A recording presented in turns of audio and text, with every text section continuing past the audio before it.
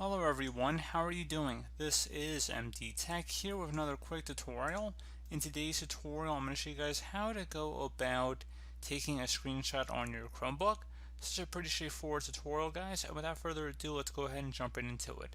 So the first thing you want to do is locate the Control key on your keyboard as well as the Show Windows key.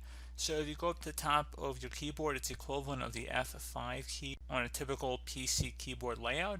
So if you look at the top, there should be the Escape key, left arrow key, right arrow key, refresh, and then two keys after that should be a little Show Windows key.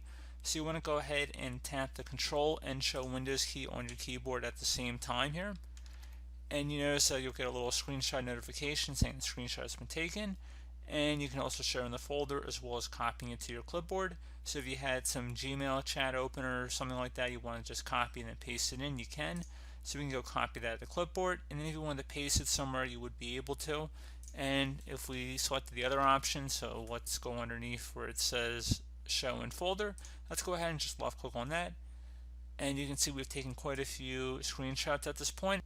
So here it is, guys. It's in your downloads folder at this point, and if you click on the open button, you can open it up in a bigger image here.